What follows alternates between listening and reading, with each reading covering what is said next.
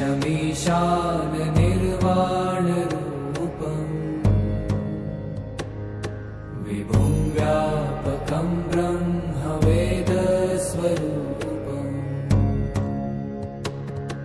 निजं निर्गुणं निर्विकल्पं निरीहम्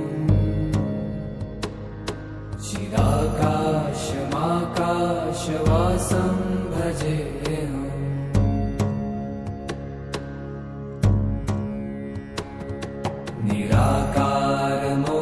निराकारमोङ्कारमूलं तुरीयम्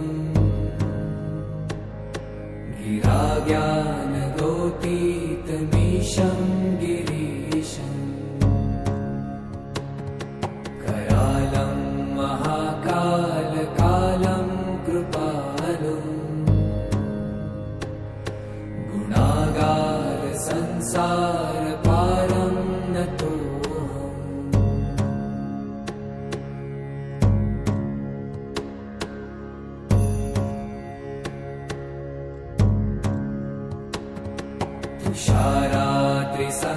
तुषारात्रिसङ्काशगौरं गभीरम्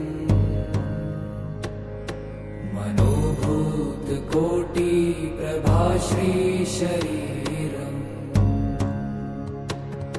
स्फुरन्मौलिकल्लोलिनी चारुगङ्गा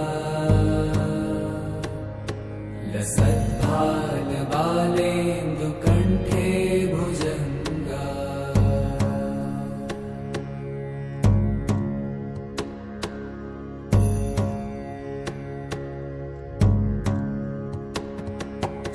चलत्कुण्डलं भ्रूसुनेत्रं विशालम् प्रसन्नाननं नीलकण्ठं दयालम्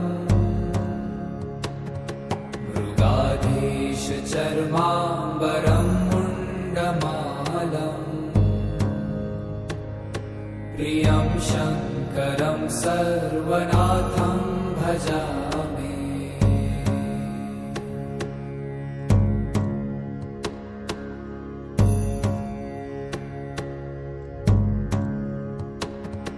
प्रचण्डं प्रकृष्टं प्रगल्भं परेशम्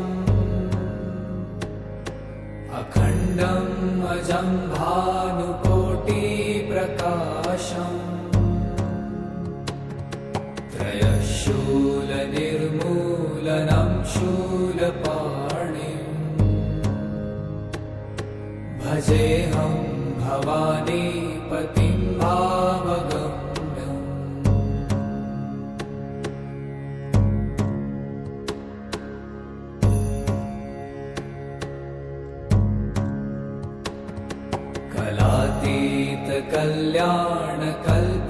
कलातीतकल्याणकल्पान्तकारी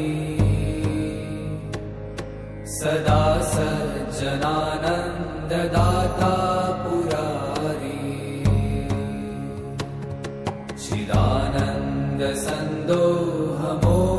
चिदानन्दसन्दोहमोहापहारी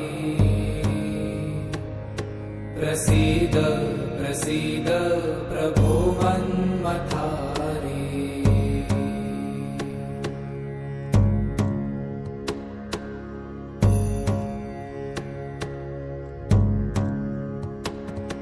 न यावत् उमानाथ पादारविन्दम् भजन्ति ह लोके परे वा नराणाम् न तावत् सुखं शान्ति सन्तापनाशम् प्रसीद प्रभो सर्वभूताधिवासम्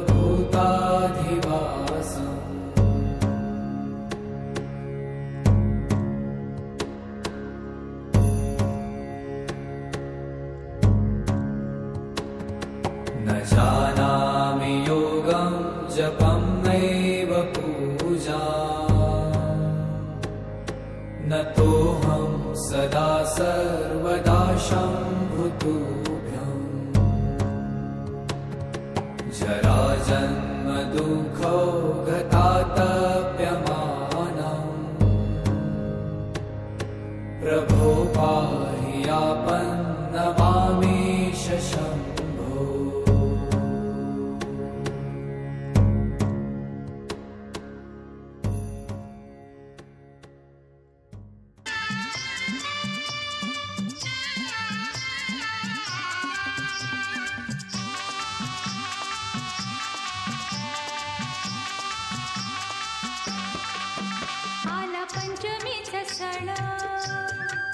झालं अधीर हे मन